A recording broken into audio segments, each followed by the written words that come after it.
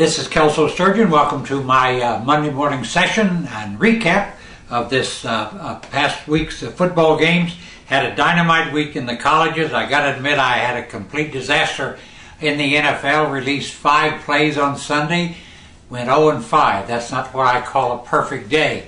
Bounced right back. You know, a lot of people say, well, when you have a bad day or a bad weekend or whatever, you know, how do you recover? Well, let me tell you something. If you know what you're doing, and you've done it over and over again, and you've been successful, you just bounce right back and win. So, you know, as discouraging as it is to go 0-5, which is, you know, I'm ashamed of, but when I released those 5 plays, I was confident I would win them all. I won none of them. But I'm right back in action Monday night.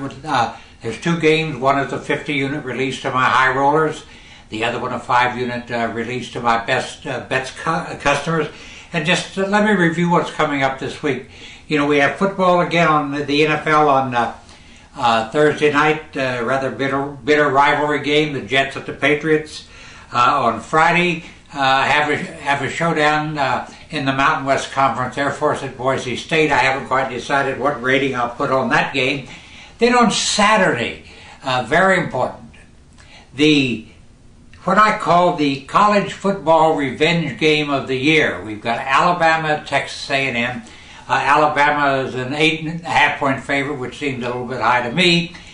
But you've got to keep in mind that Texas A&M was the only team that beat Alabama last season. Alabama had last week off to get ready for this.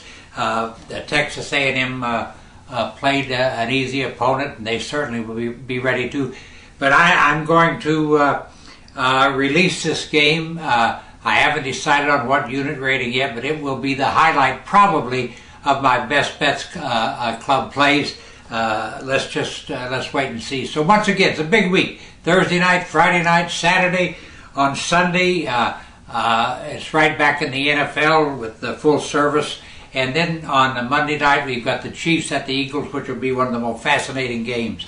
Keep in mind that all my games and services are available on this website and toll free at 1-800-755-2255. Now, I'm going to write about this extensively on my website today, so you might want to read today's column when it's posted a little bit later.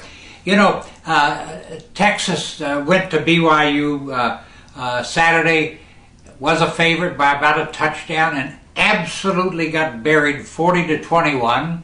I don't know whether it was the thin air, the high altitude of Provo or whatever, but I'm telling you right now that BYU put one real butt kicking on the Texas Longhorns, who were before that loss were nationally ranked. Now, this morning we get word that Texas coach Mac Brown fired his defensive coordinator Manny Diaz after the game.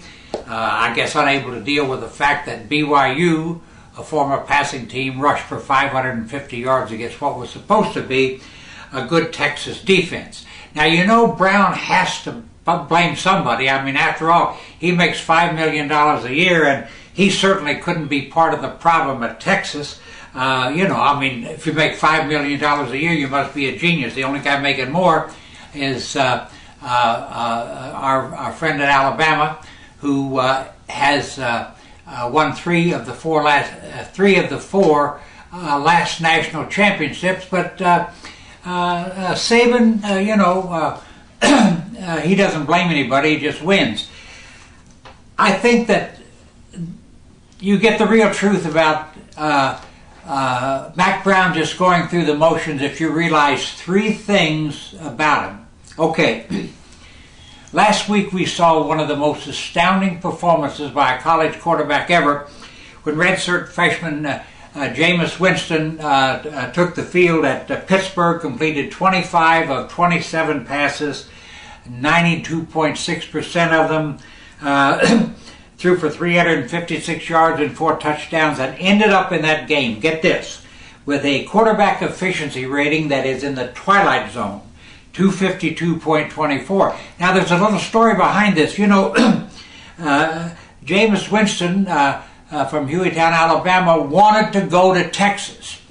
He called the Texas coaches, and nobody ever called him back, so he ended up at Florida State might be the best college quarterback I've seen in decades. Now, that's just the beginning. Texas A&M quarterback Johnny Manziel, who made his debut as a freshman last year, passed for 3,706 yards, 26 touchdowns, ran for 1,400 more, 21 more touchdowns, won the Heisman Trophy as a freshman. Well, he wanted to go to Texas too, but they said he'd have to play linebacker.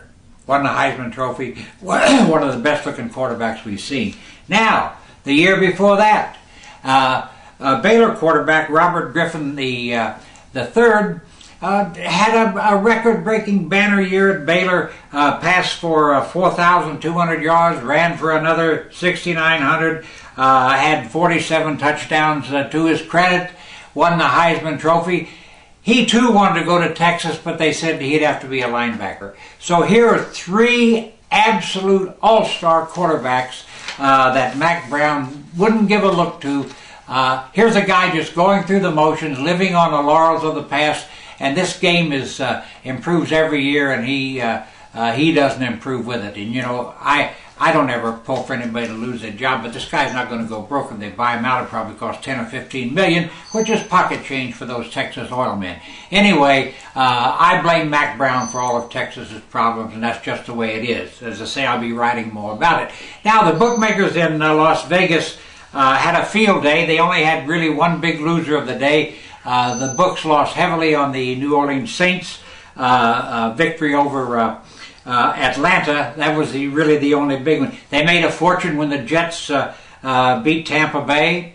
They made a second fortune when Buffalo covered against New England. Those two winners not only were big for the books, but they killed about 75% of all the parlays.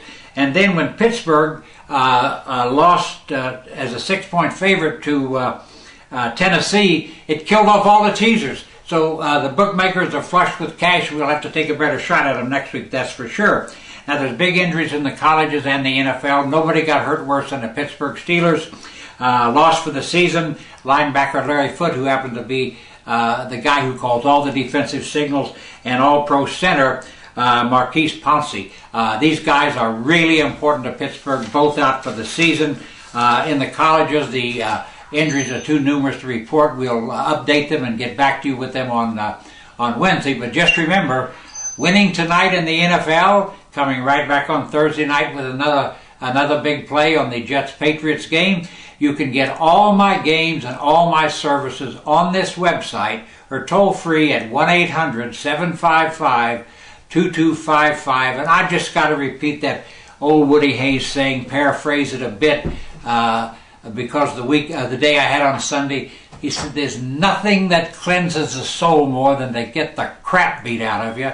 And I want you to know that I sit here today after that 0-5 Sunday, the most cleansed human being in America. Thank you very much for tuning in. We'll be back here Wednesday with our next report.